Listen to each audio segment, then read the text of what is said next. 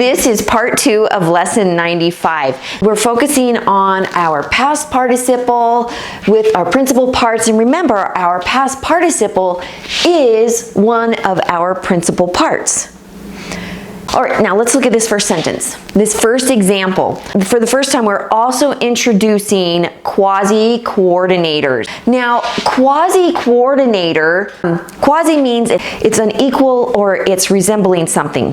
So if you think about Quasimodo from the Hunchback of Notre Dame, so if you think about Quasimodo there, he's resembling a human. He's unequal, which I think is super terrible to name somebody Quasimodo. But anyways, but that might help you remember that what a quasi does. Now, the quasi takes the singular. You should try to take the singular on a quasi. So we have the Nook, not to mention the lovely temple photo, had brought peace to the room. So we have that sentence. Now this sentence is slightly different.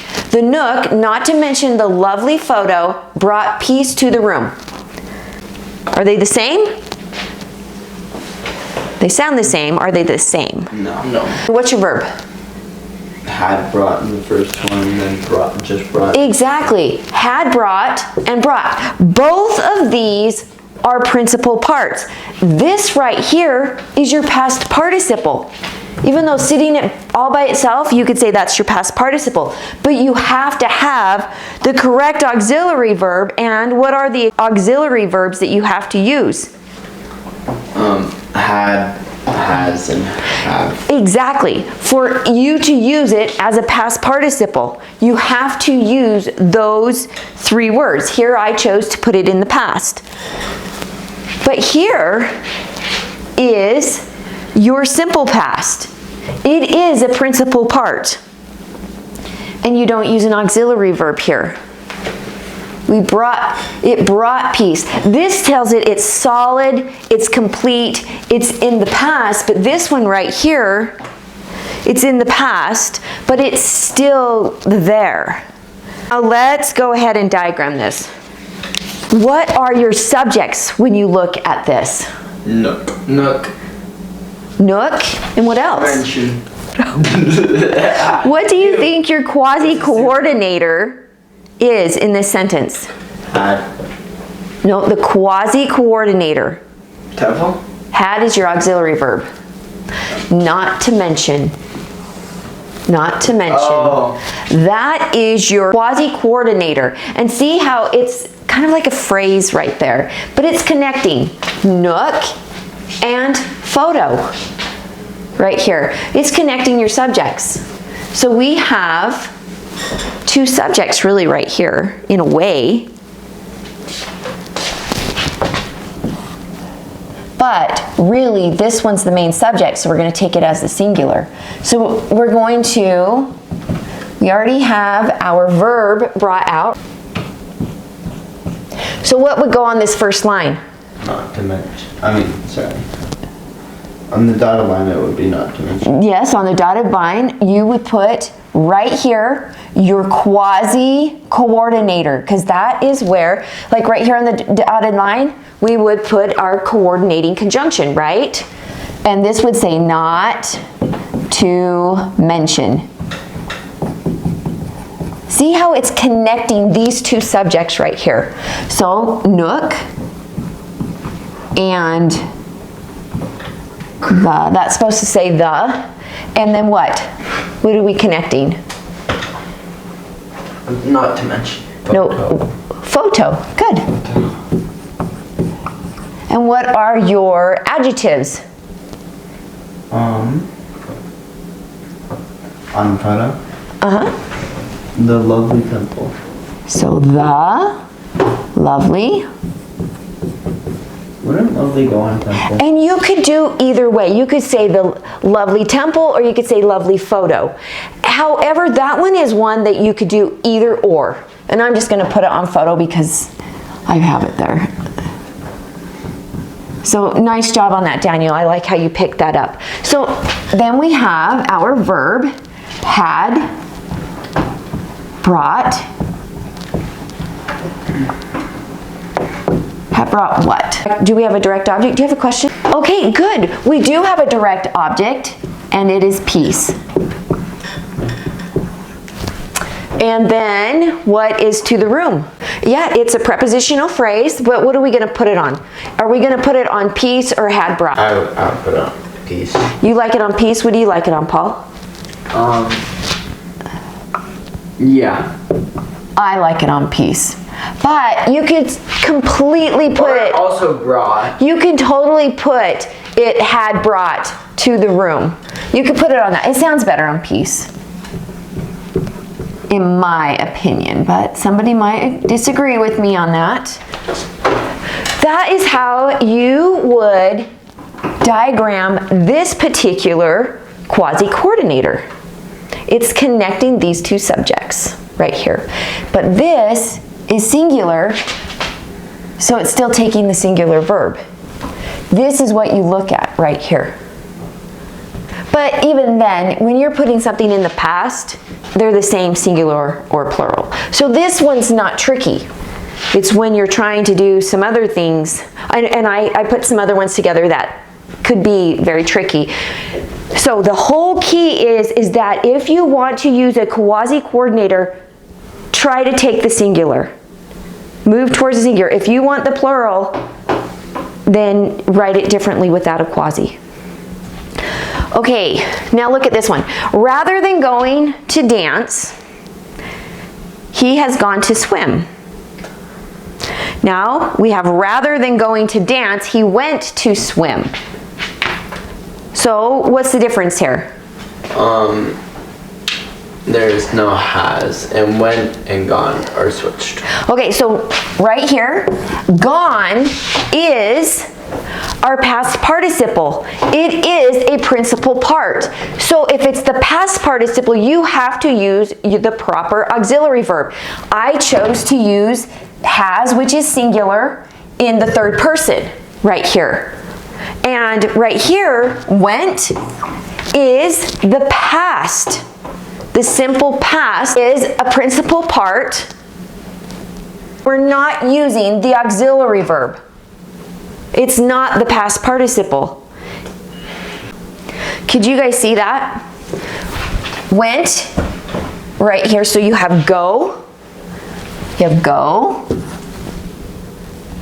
And then that's your simple, right? Your simple present. Then you have went, which is your simple past. And then you have gone. This is an irregular verb, which is your past participle. And so the gone has to use the correct auxiliary verb. And since this is in the perfect tense, your past participle is your perfect tense, you have to use have, has, or had. So that's how you use that. Let's go ahead and diagram this top one. What are your verbs? Going. Okay, nice. Going and has gone. Then your quasi-coordinator is? Rather than. Rather than. We're keeping it in the singular. Okay? We're keeping it in the singular. And then, so now we're going to put he and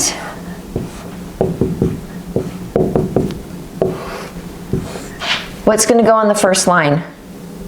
Going. He has gone. Not going. I would say right here is your main. I guess if you switched them, but what? I would say this is your independent clause, and this is kind of just connecting it, so I would start with this. Okay. Has. Either way. Has gone. And then, you're right, Daniel, we have going. Going right here. And then where does... Rather than goes in the dotted line. And rather than, make sure it's capitalized because it's starting the sentence.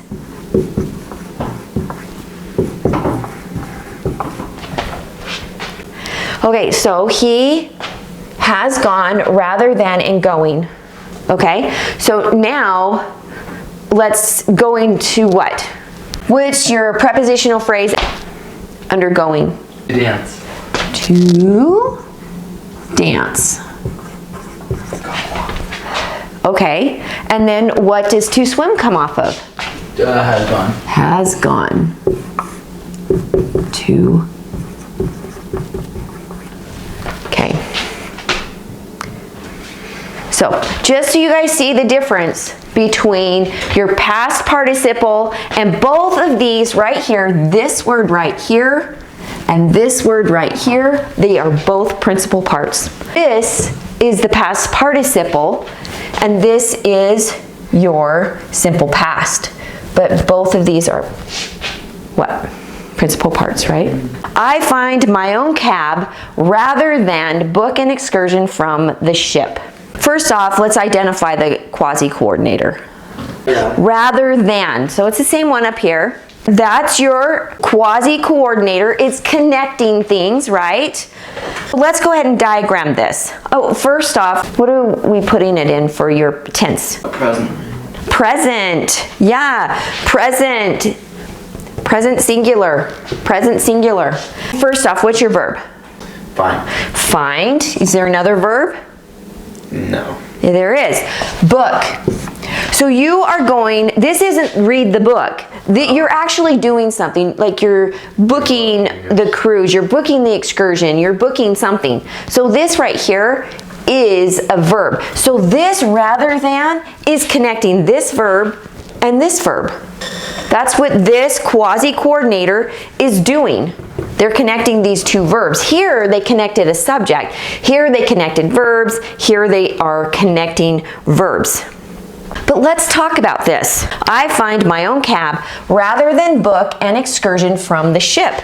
But first person's easy because nothing really changes. Singular is singular no matter what. Nothing changes. But what if I decide to put it in third person and I said, he, what would I need to put here? Finds. He would put, he finds. He finds, and then you would put his own cab rather than, what would we do for book? Would we do book or books? Book. You would do book here. Now, you need to take the singular, but this is one of those weirdo ways that you wouldn't take the singular on the second verb because it doesn't sound good. Just plain old doesn't sound okay. So you would say take the singular here, but on this one, this is one of those exceptions where you can take the plural. And there's lots of little controversy over it because your quasi-coordinators need to take the singular. So you work off of a singular. But this one is an exception where you can take the plural here. And really, you will not find this problem unless you are in third person, present singular. That's when you're going to find the problem. It's the only time you're going to find the problem. So now let's erase this. Story don't go into third person. What? I said moral of the story don't go. You have moral of the story. Don't go into third person. Just kidding. You got to learn how to do it both ways. All right, so now let's go ahead and diagram this sentence. Find and book are your verbs, and what's your subject? I. So you're going to go I right here, and